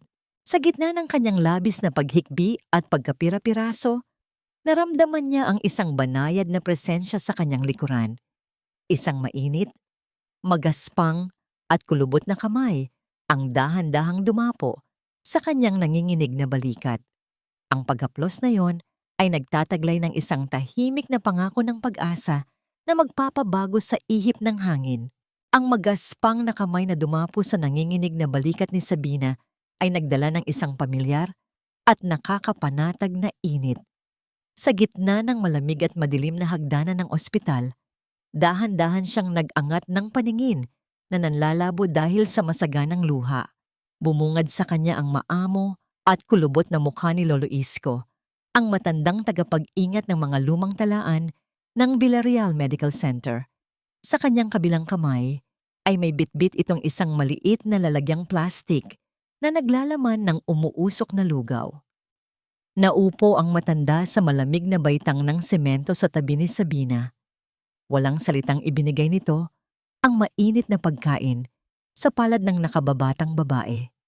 Ang init mula sa lalagyan ay mabilis na gumapang sa manhid na mga daliri ni Sabina. Tila nagpapaalala sa kanya na sa kabila ng kalupitan ng mundo, may natitira pa ring mga kamay na handang mag-alay ng kalinga. Napanood ko ang lahat ng nangyari kanina. Sabina, panimula ng matanda. Ang tinig ay mababa, ngunit puno ng paggalang. Nakita ko kung paano mo ipinagtanggol ang dangal ng iyong mga anak. Nakita ko rin kung paano kanila pagtabuyan 5 taon na ang nakalilipas. Patawarin mo ako kung naging duwag ako noon at pinili kong manahimik para protektahan ang aking trabaho. Umiling si Sabina at pinunasan ang kanyang mga luha. Hindi niya masisisi ang isang hamak na empleyado na natatakot sa kapangyarihan ng mga Villarreal. Wala po kayong kasalanan, Lolo Isko. Wala nang makakatulong sa akin ngayon. Hindi ko tinanggap ang pera nila. At ngayon ay hindi ko alam kung paano ko isasalba ang buhay ng anak ko. Huminga ng malalim si Lolo Isko. Tumingin ito sa paligid upang tiyakin na walang ibang nakikinig bago muling nagsalita. Baka may paraan pa para mailigtas mo ang bata nang hindi mo ibinebenta ang iyong kaluluwa. Nasa akin ang susi ng lumang archive ng ospital, sabi Bina. At nandoon ang orihinal na resulta ng pagsusuri ni Senyor Adrian. Tila tumigil ang pagtibok ng puso ni Sabina. Nanlaki ang kanyang mga mata habang tinititigan ng matanda. Ang mga salitang yon ay parang isang malakas na ihip ng hangin na nagpabaga sa halos mamatay na apoy ng kanyang pag-asa. Ipinagpatuloy ng matanda ang kanyang salaysay. Nang gabing palayasin kanila, inutusan ako ni Dr. Celestina na sunugin ang lahat ng pisikal na ebidensya ng pagkabaog ni Adrian matapos niyang baguhin ang mga records sa computer. Ngunit hindi ko ginawa. Itinago ko ang dokumentong yon sa pinakailalim na kahon ng lumang bodega. Nandoon ang patunay na 0 ang sperm count ng asawa mo at nandoon din ang pirma ni Celestina na nagpapatunay ng kanyang panlilinlang. Isang matinding emosyon ang sumabog sa dibdib ni Sabina. Ang katotohanang isinigaw niya 5 taon na ang nakalipas. Ang katotohanang naging dahilan ng kanyang pagkasira ay tahimik na naghihintay sa isang madilim na silid upang mabigyang linaw. Hindi na ito tungkol sa paghihiganti. Nakita niya ang ebidensyang ito bilang ang tanging susi para makipagkasundo at makuha ang libreng paggamot para kay Lucas nang hindi isinusuko ang kanilang karapatan. Tulungan niyo po akong makuha iyon. Pakiusap ni Sabina, ang boses ay puno ng determinasyong tila bakal na hindi mababali. Gagamitin ko yon, hindi para sirain sila, kundi para pilitin silang ibigay ang makina na kailangan ng anak ko. Iyon lang ang tanging paraan. Ngumiti si Lolo Isko at tinapik ang kamay ni Sabina. Tutulungan kita, anak. Mas karapat-dapat kang tawaging pamilya kaysa sa mga taong nagmamay-ari ng apelyidong Villarreal na yan. Nakita ko ang puso mo. Ang simpleng pagtawag sa kanya ng anak ay nagpalusaw sa natitirang pait sa puso ni Sabina. Sa loob ng 3 taon niyang paninirahan sa mansyon, tinawag siyang anak ni Doña Marciana upang ipamukha ang kanyang mga utang. Ngunit ang salitang lumabas sa bibig ng isang hamak na tagapag-ingat ng papeles ay nagtataglay ng purong pagmamahal ng isang tunay na ama. Ngunit agad na nabahira ng pag-aalala ang mukha ng matanda. Pero may isang malaking problema, Sabina. Kahapon lamang, walang ano-ano ay nag-utos si Dr. Celestina na palitan ang mga kandado at i-upgrade ang buong security system sa basement kung saan naroon ang archive. Tila may labis siyang pinoprotektahan at iniiwasang mabulgar bago ang gabi ng kanilang kasal. Bakit biglang naghihigpit si Celestina? May iba pa ba itong itinatago maliban sa pekeng kondisyon ni Adrian? Ang katanungang ito ay nagtanim ng matinding kuryosidad sa isipan ni Sabina. Upang pag-aralan ang bagong sistema ng seguridad, palihim na bumaba ang dalawa patungo sa basement ng ospital. Ang pasilyo roon ay madilim at amoy lumang papel at gamot. Maingat silang nagtago sa likod ng malalaking sementadong haligi habang sinusuri ang bagong electronic lock sa makapal na pintuan ng archive. Tahimik na kinakabisado ni Sabina ang mga posisyon ng nakakabit na kamera nang biglang nagbago ang ihip ng hangin. Bumukas ang pinto ng elevator sa dulo ng pasilyo. Ang liwanag mula sa loob ng elevator ay humiwa sa dilim ng basement. Inilalantad ang bulto ng 3 tao. Sa gitna nila ay si Celestina, nag-uutos sa 2 malalaking lalaking gwardya habang nakaturo sa direksyon ng archive room. Nagkatinginan sina Sabina at Lolo Isko. Ang kanilang mga mata ay nagpapakita ng labis na kaba. Wala silang ibang matatakbuhan. Ang pasilyo ay isang mahabang tuwid na daan na walang ibang pinto maliban sa kwartong binabantayan ng mga paparating. Pilit na isiniksik ni Sabina ang kanyang sarili sa pinakamalalim na anino sa likod ng haligi. Pinipigilan ang sariling paghinga. Ang matalas na pagtama ng takong ng sapatos ni Celestina sa makintab na sahig ay paulit-ulit na umalingaw-ngaw sa tahimik na pasilyo. Palapit ng palapit sa kanilang pinagtataguan, tila nagbibilang ng nalalabing sandali ng kanilang kaligtasan.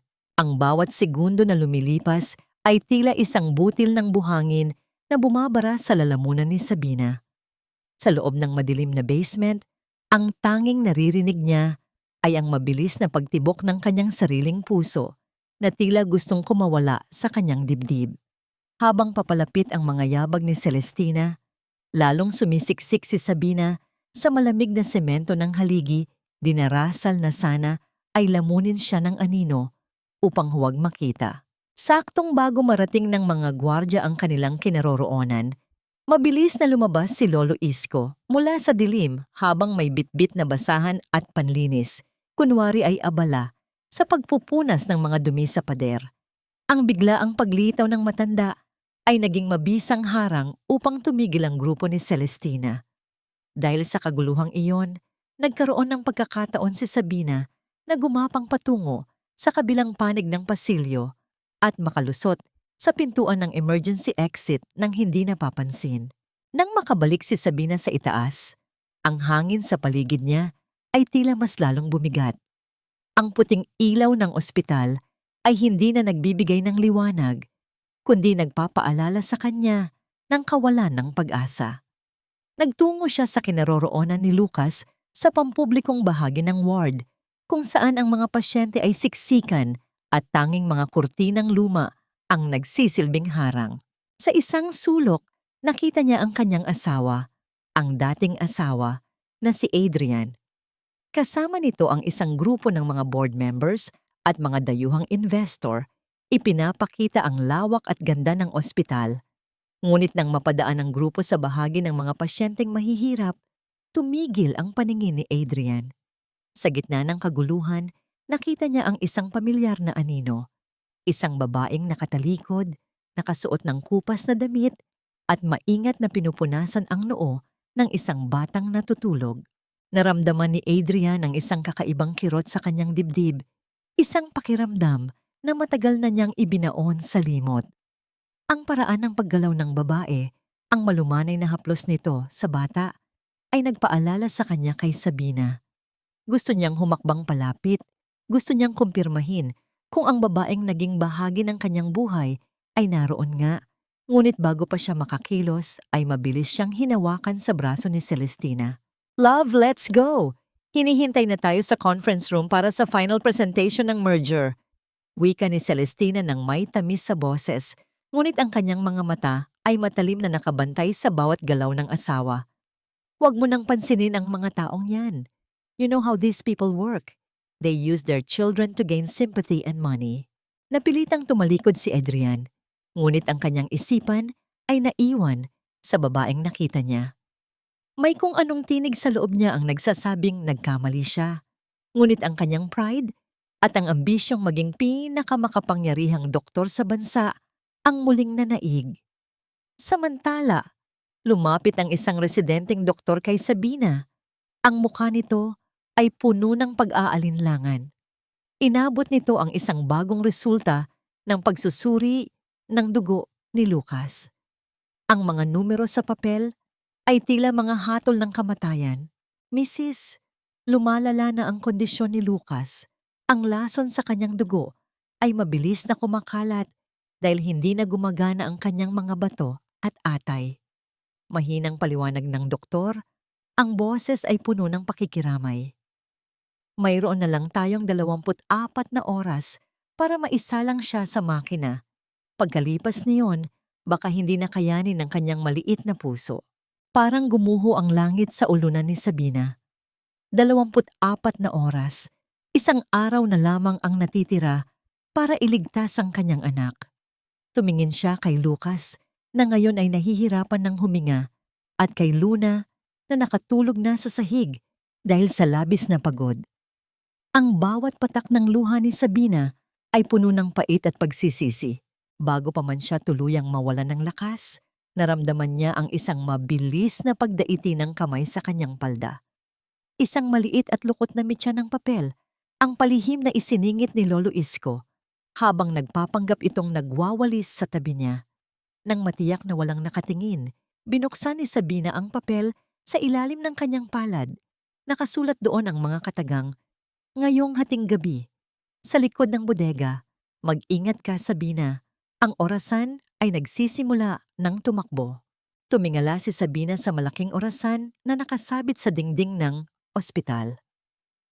Ang ritmo ng paggalaw ng kamay ng orasan ay tila tunog ng isang palakol na unti-unting pumuputol sa huling hibla ng kanyang pag-asa. Kailangan niyang makuha ang dokumento ngayong gabi o tuluyan ng mawawala ang kanyang anak habang ang mga taong sumira sa kanya ay nagdiriwang sa tagumpay.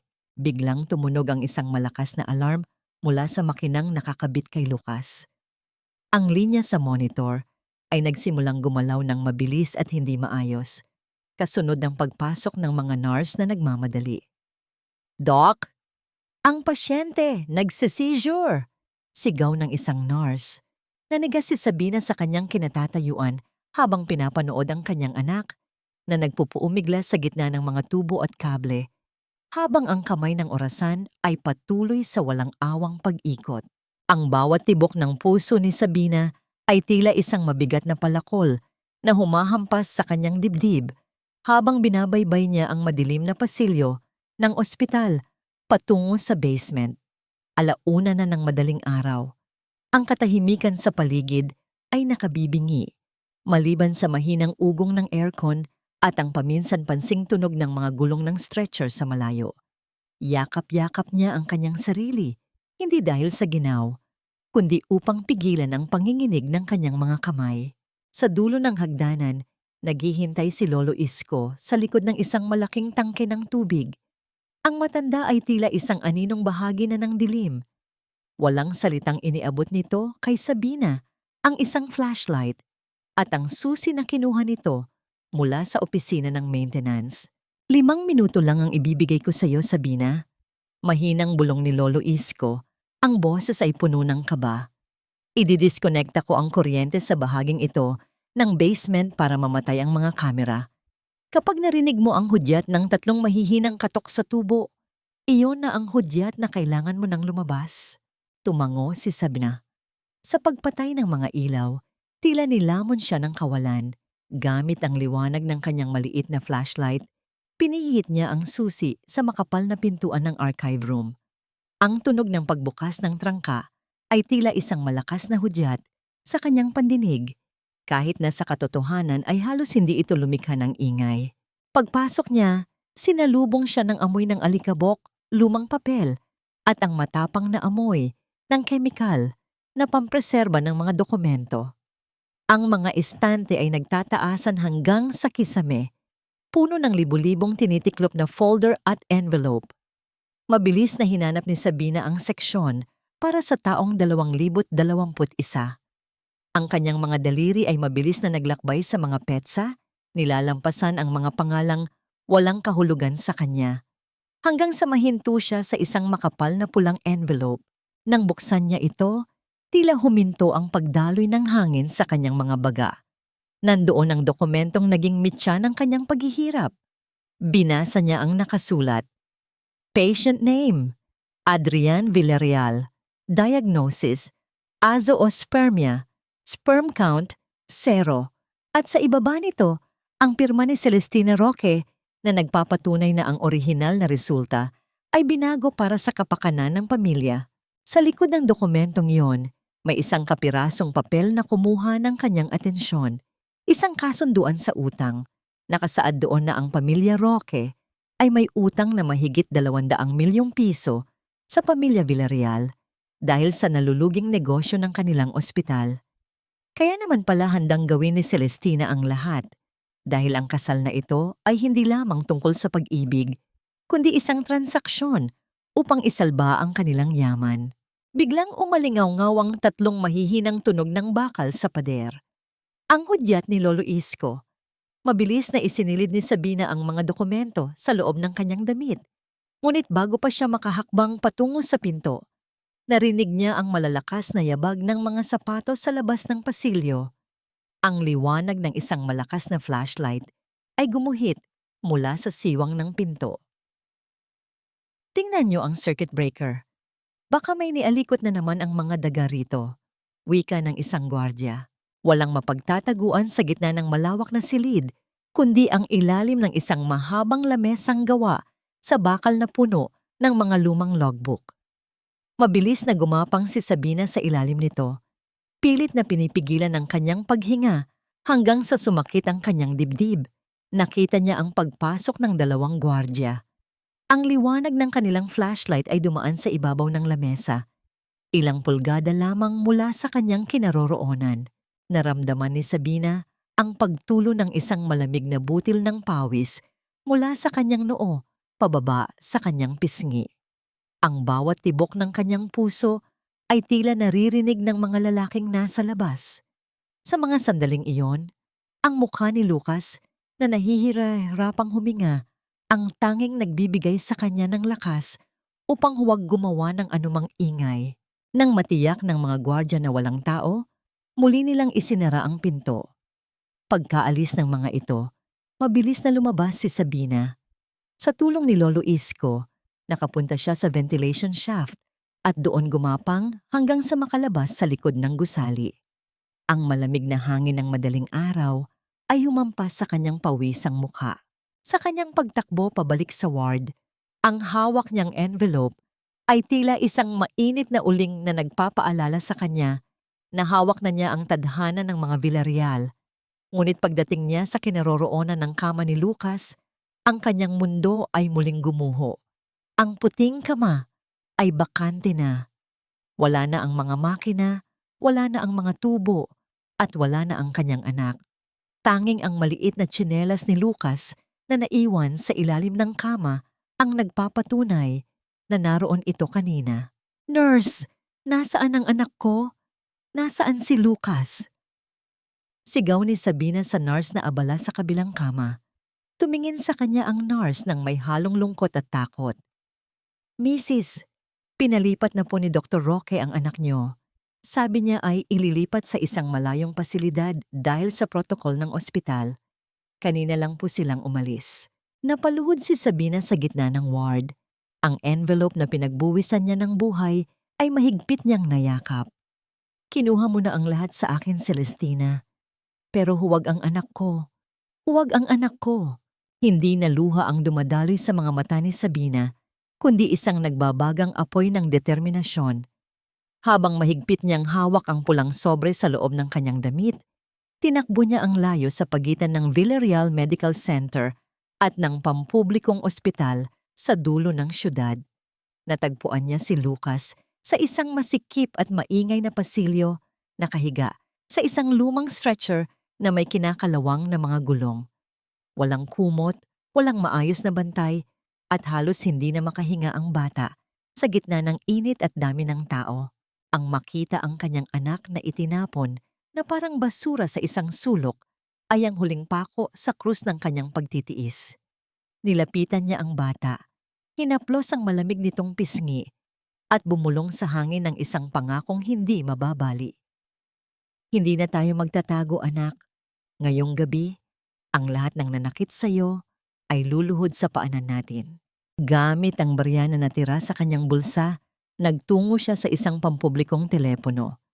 Tinawagan niya ang isang tanyag na investigative reporter na dati nang may atraso kay Celestina Roque.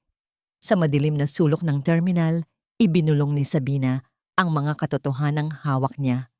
Ang manipulasyon sa medical records, ang pagtatago ng katotohanan sa isang mayamang pamilya, at ang lihim na dokumento ng utang ng pamilya Roque na magsisilbing mitya ng kanilang pagbagsak. Ang boses ni Sabina ay hindi nangangatog. Ito ay kasing talim ng isang bagong hasang patalim. Sa gitna ng kanyang pagpaplano, isang pamilyar na boses ang tumawag sa kanyang pangalan. Sa pintuan ng pampublikong ospital, nakita niya si Tita Flor kasama ang 5 pang kababaihan mula sa kanilang komunidad sa Quezon. Ang mga ito ay sumakay sa huling biyahe ng bus nang mabalitaan ang nangyari. Ang bayanihan, na palaging ipinagmamalaki ng kanilang lahi, ay muling nabuhay sa gitna ng semento. "Nandito kami," Sabina, wika ni Tita Flor habang yakap ang umiiyak na si Luna. "Kami ang magbabantay kay Lucas. Kami ang magiging pader mo. Gawin mo ang dapat mong gawin para sa katarungan." Dusi ni Tita Flor sa mga kamay ni Sabina ang isang balot ng tela. Nang buksan ito ni Sabina, nakita niya ang isang matingkad na pulang bestida. Ito ang damit na pinag-ipunan ni Sabina noong unang taon niya sa Quezon, ngunit hindi niya kailanman naisuot dahil sa sobrang simple ng kanyang buhay. "Lumaban ka, anak. Ipakita mo sa kanila na ang isang inang tulad mo ay hindi basta-basta nayuyurakan." Pumasok si Sabina sa maliit na banyo ng ospital. Hinubad niya ang kanyang maruming damit na amoy lansa ng ospital at amoy pawis ng paghihirap. Isinuot niya ang pulang bestida. Sa harap ng basag na salamin, kinuha niya ang isang lumang lipstick na bigay ni Tita Flor. Maingat niyang pinahira ng kanyang mga labi ng kulay ng dugo at tagumpay. Inayos niya ang kanyang buhok, itinaas ang kanyang noo, at pinunasan ang huling bakas ng kanyang kahinaan. Sa loob ng ilang minuto, ang labanderang si Sabina ay naglaho. Ang pumalit ay isang babaeng handang sumabog at maningil.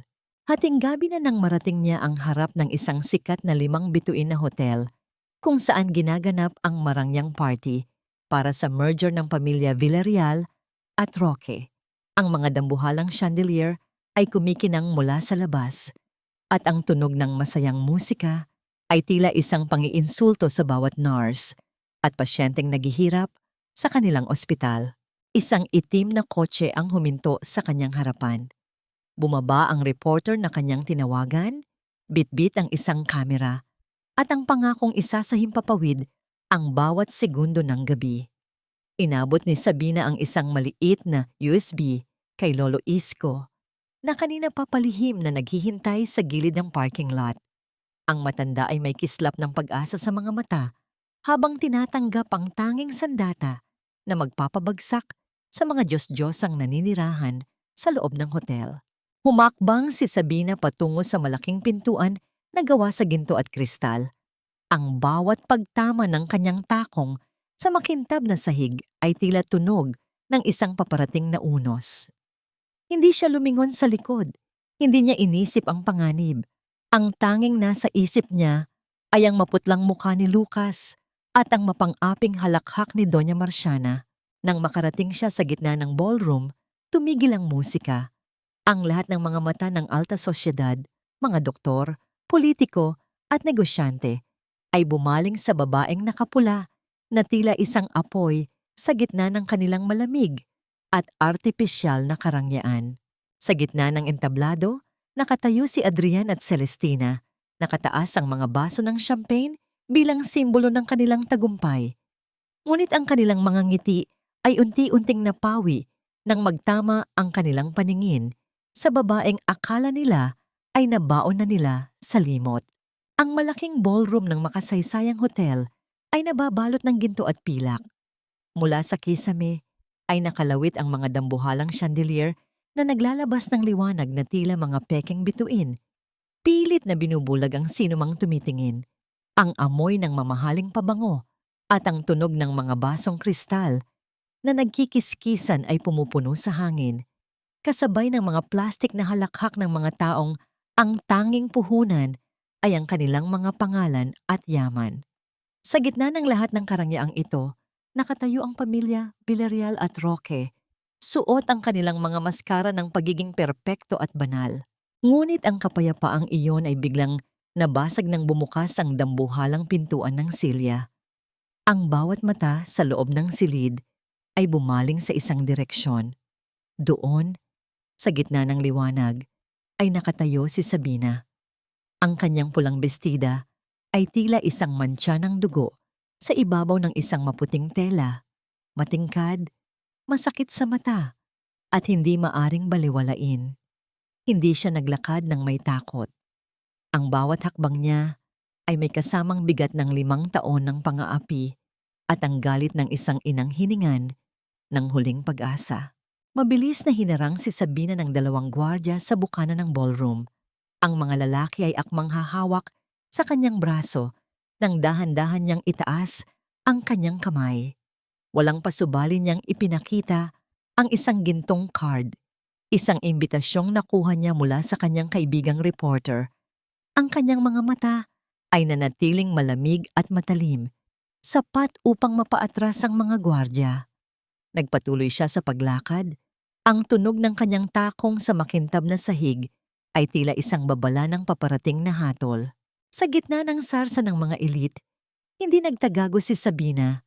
Sa bawat lamesang kanyang nilalagpasan, may isang kakaibang katahimikan ang sumusunod sa kanya.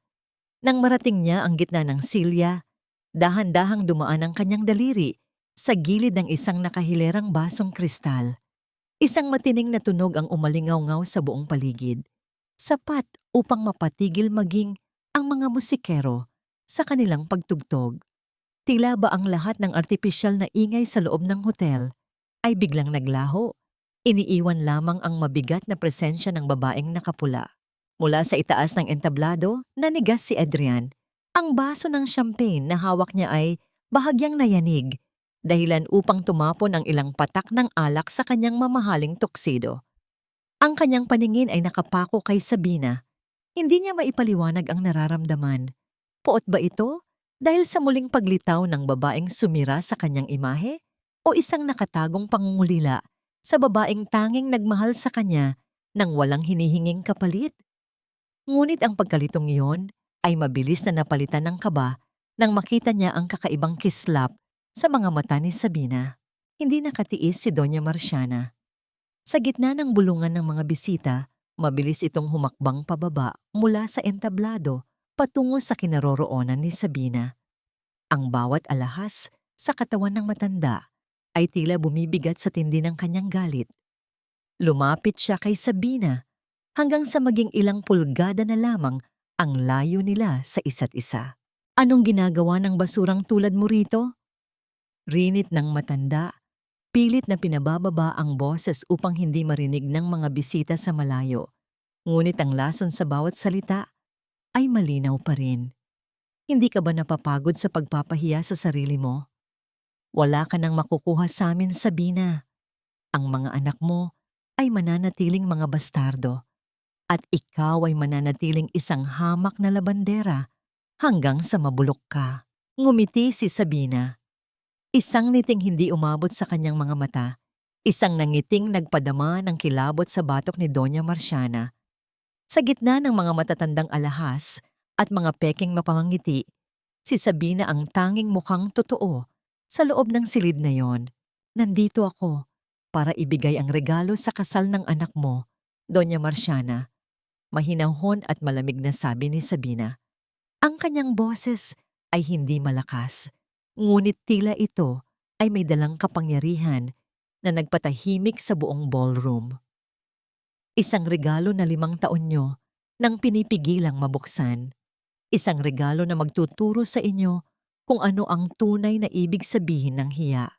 Lumingon si Sabina patungo sa direksyon ng control booth. Kung nasaan si Lolo Isko, ang mga mata niya ay nagbigay ng huling hudyat.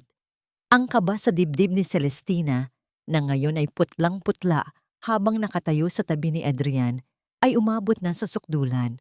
Alam niyang sa loob ng ilang sandali, ang salaming kinatatayuan nila ay tuluyan ng magkakapira-piraso.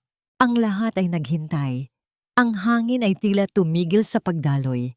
Ang bawat hininga sa loob ng hotel ay naging mabigat. Naghihintay sa unang bitak ng katotohanang matagal nang ibinaon sa dilim. Ang katahimikan sa loob ng ballroom ay tila isang mahigpit na lubid na nakapulupot sa leeg ng bawat panauhin.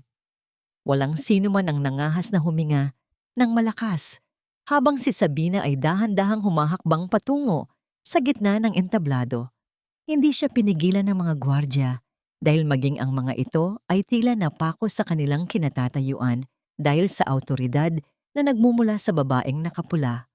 Kinuha ni Sabina ang mikropono mula sa podium, ang tunog ng pagkakasagi ng kanyang daliri sa bakal ay umalingaw-ngaw sa bawat sulok ng silid, tila isang hudyat ng pagsisimula ng isang malupit na paghuhukom.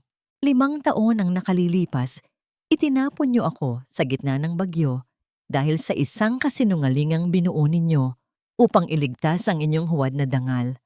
Ang boses ni Sabina ay malinaw at malamig, tumatagos sa kailaliman ng budhi ng mga nakikinig. Tinawag niyo akong baog, tinawag niyo akong manlilinlang. Ngunit ngayong gabi, ang katotohanan mismo ang maniningil sa inyo. Biglang namatay ang lahat ng ilaw sa paligid, maliban sa dambuhalang screen sa likod ng entablado. Isang malakas na liwanag ang tumama rito at unti-unting lumitaw ang mga larawan ng mga dokumentong ninakaw ni Sabina mula sa archive. Ang bawat pahina ay malinaw na nababasa ng lahat. Ang orihinal na medical report ni Adrian Villarreal noong taong 2021, isang pagsusuring nagpapatunay na siya ay may kondisyong hindi kailanman makakabuo ng supling. Ang mga panauhin ay nagmula sa pagkagulat patungo sa malakas na bulungan na tila isang pukyutang na bulabog. Tingnan ninyong mabuti ang pirmang nasa ibaba ng pekeng dokumento. Pagpapatuloy ni Sabina, ang kanyang kamay ay nakaturo sa screen kung saan nak-zoom in ang pirma ni Dr. Celestina Roque.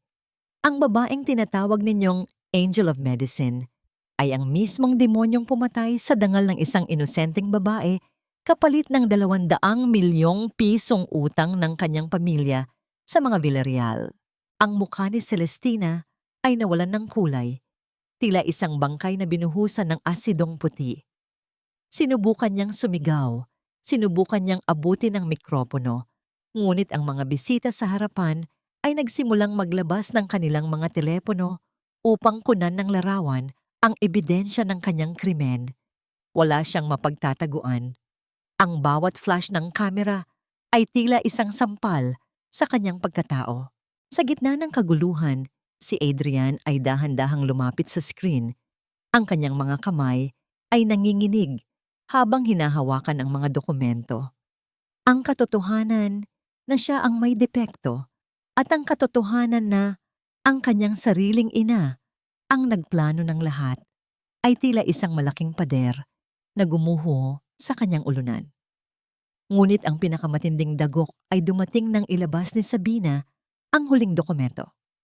Ang resulta ng DNA test ni na Lucas at Luna. Ang mga batang tinawag ninyong bastardo, ang mga batang hinayaan ninyong mag-agaw buhay sa maruming sahig ng pampublikong ospital ay ang nag-iisa at tunay na dugo at laman ni Adrian Villarreal. Sigaw ni Sabina. Ang boses ay puno ng pait at tagumpay. Isang milagro na ipinagkait ninyo sa inyong sarili dahil sa inyong labis na kapalaluan. Napalingon si Adrian kay Sabina. Ang kanyang mga mata ay puno ng luha at pagsisisi. Sabina, anak ko sila. Ang mga batang nakita ko sa ward. Mga anak ko sila. Hindi sumagot si Sabina. Sa halip, ibinaling niya ang kanyang tingin kay Doña Marciana. Ang matanda ay nakahawak sa kanyang dibdib. Ang kanyang paghinga ay mabilis at mababaw. Ang lahat ng alahas na suot nito ay tila naging mga kadena na humihila sa kanya pababa. Ang ingay ng mga mamamahayag na nagsisiksikan sa pintuan at ang mga tanong ng mga galit na board members ay tila isang malakas na agos na lumulunod sa matanda. Dahan-dahang lumapit si Sabina sa kanyang biyenan. Yumuko siya ng bahagya at bumulong, sapat lamang upang marinig ng ginang sa gitna ng kaguluhan. Tapos na ang utang na loob ko sa inyo, Doña Marciana. Ngayong gabi, kayo naman ang magbabayad para sa bawat luhang pumatak mula sa aking mga mata.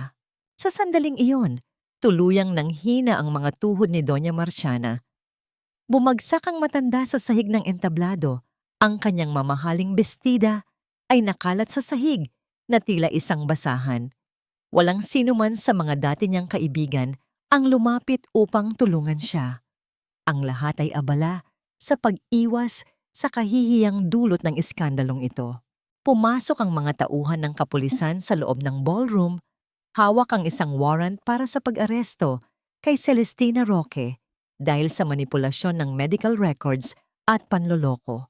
Ang tunog ng mga posas na inilalagay sa pulso ng doktor ay ang pinakamatamis na musika sa pandinig ni Sabina. Tinalikuran ni Sabina ang entablado. Ang kanyang pulang bestida ay humahampas sa kanyang mga binti sa bawat hakbang niya palayo. Sinubukan siyang habulin ni Adrian. Tinatawag ang kanyang pangalan ng may halong pagmamakaawa.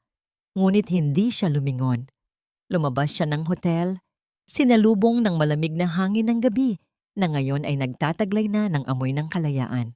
Wala na ang bigat sa kanyang dibdib. Wala na ang anino ng nakaraan.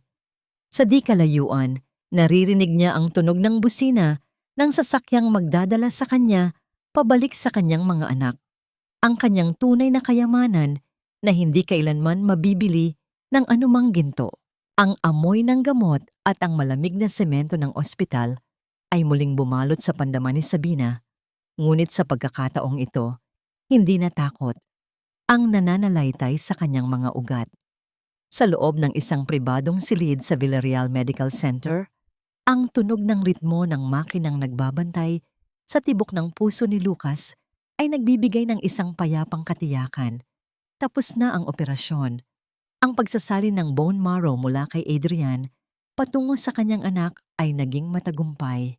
Ang tadhana ay may kakaibang paraan ng paniningil. Ang lalaking nagtapon sa kanila, ang siya ring naging tanging susi upang manatiling buhay ang batang kanyang itinakwil. Sa labas ng silid, sa isang mahabang bangko na gawa sa bakal, nakaupo si Adrian. Putla ang kanyang muka at may benda ang kanyang braso. bakas ng katatapos lamang na pamamaraan ng medisina.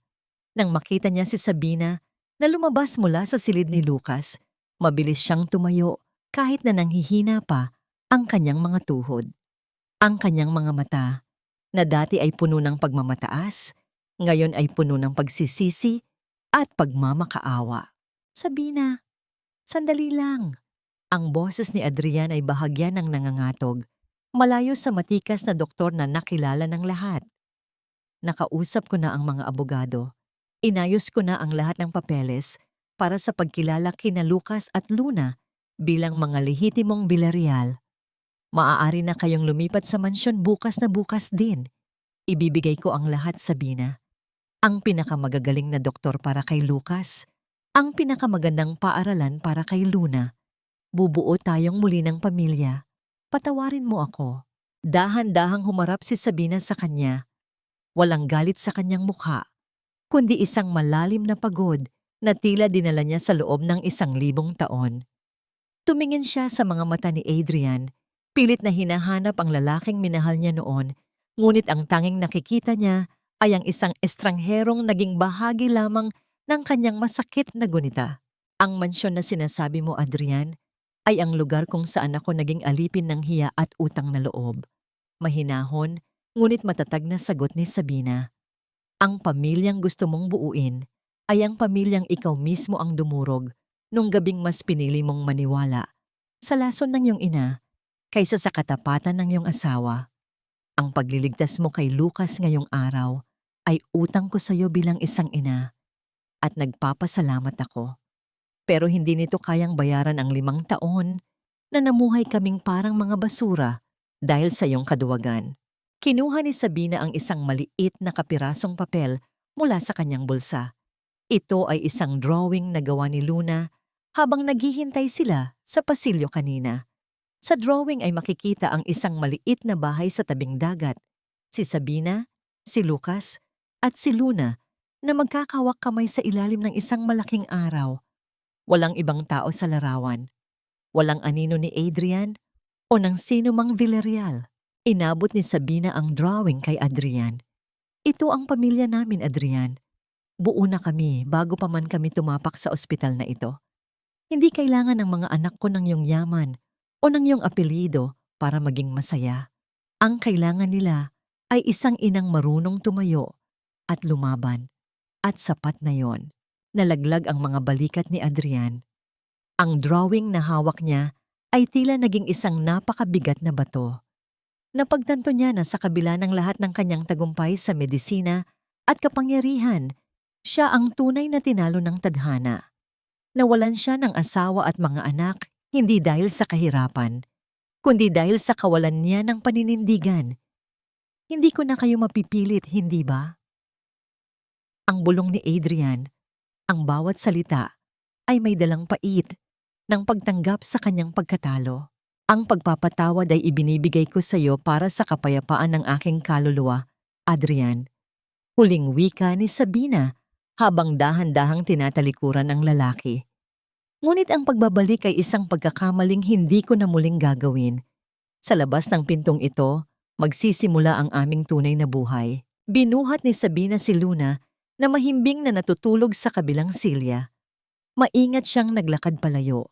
Ang bawat pagtama ng kanyang sapatos sa sahig ay tila isang huling paalam sa madilim na kabanata ng kanyang buhay. Hindi na siya lumingon sa likod, kahit narinig pa niya ang mahinang paghigbi ni Adrian na ngayon ay gubob na nakaupo sa gitna ng malamig na pasilyo. Sa labas ng ospital, ang araw ay nagsisimula ng sumikat. Nagbibigay ng kulay ginto sa bawat sulok ng mundo. Ang hangin ay amoy kalayaan. Sa di kalayuan, naghihintay ang isang lumang sasakyan na magdadala sa kanila pabalik sa Quezon. Sa kanilang maliit na bahay na may amoy ng dagat at tunog ng tunay na pagmamahalan. Ang sikat ng araw sa dalampasigan ng Quezon ay hindi na kasing talim ng mga ilaw sa ballroom ng hotel. Ito ay malambot, tila isang mainit na yakap na nagpapatuyo sa huling bakas ng alat sa balat. Ang amoy ng dagat ay humahalo sa halimuyak ng bagong saing na kanin at piniritong isda na nagmumula sa isang maliit na bahay na bato sa tabi ng pampang. Wala nang matatayog na pader, wala nang mga gwardyang humaharang, at higit sa lahat, wala nang bigat ng mga sekretong sumasakal sa hininga. Sa tapat ng bahay ay nakatayo ang isang simpleng karatula na gawa sa kahoy, Lucas at Luna Maternal Clinic. Ito ang pangarap ni Sabina na natupad. Isang maliit na klinika kung saan ang mga kababaihang naglalaba at nagtitinda sa palengke ay malayang makakapagpakonsulta nang hindi kinakailangang yumuko sa hiya. Ang bawat silid ay puno ng liwanag at ang bawat pasyente ay tinatrato ng may dangal. Ang dangal na ipinagkait sa kanya noon ng mga Villarreal. Malayo na ang narating ng panahon mula nang maganap ang iskandalong yumanig sa bansa. Si Celestina ay nananatili pa rin sa loob ng rehas. Binabayaran ang bawat pekeng pirmang ginamit niya upang sirain ang buhay ng iba. Si Doña Marciana naman ay nananatiling bilanggo sa sarili nitong mansyon, paralisado ang kalahati ng katawan at tanging ang mga bayarang nurse lamang ang kasama sa kanyang bawat hininga. Isang malupit na paalala na ang yaman ay hindi kayang bumili ng tunay na pagkalinga sa oras ng kahinaan. Isang lumang puting pickup na sasakyan ang dahan-dahang huminto sa tapat ng bakuran. Hindi na ito ang mamahaling kotseng ginagamit ni Adrian noon. Bumaba ang lalaki, suot ang isang simpleng t-shirt at maong, bit-bit ang isang kahon ng mga prutas at mga bagong aklat para sa mga bata. Tuwing Sabado, tinatahak ni Adrian ang mahabang biyahe mula sa Maynila upang gampanan ang kanyang tungkulin bilang ama. Nakita ni Sabina mula sa bintana kung paano tumakbo sina Lucas at Luna patungo sa kanilang ama. Ang sigla ng mga bata ay sapat na upang mapawi ang anumang pagod sa kanyang puso. Pinanood niya si Adrian na lumuhod sa buhanginan upang yakapin ang mga anak. Ang lalaki ay natuto ng makinig sa mga kwento ng kanilang paaralan, ang tumawa sa mga simpleng biro, at ang maghintay ng may pasensya sa labas ng pintuan. Hindi na siya ang Senyor Adrian na kinatatakutan. Siya na lamang ay isang lalaking naghahanap ng kapatawaran sa bawat minutong iniaalay niya sa kanyang mga anak. Lumabas si Sabina at tumayo sa balkonahe. Nagtama ang kanilang mga paningin ni Adrian. Isang maikling tango ang ibinigay ni Sabina, isang simbolo ng kapayapaan. Pinatawad na niya si Adrian, hindi dahil nararapat ito sa lalaki, kundi dahil ayaw na niyang bitbitin ang puot sa kanyang pagtulog. Ang pagpapatawad ay hindi nangangahulugan ng pagbabalik sa nakaraan, kundi ang pagbibigay ng pahintulot sa sarili na maglakad patungo sa hinaharap ng walang kadena. "Mama, halika na po! Kakain na tayo!"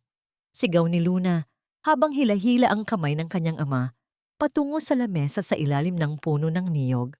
Ngumiti si Sabina at dahan-dahang bumaba ng hagdan.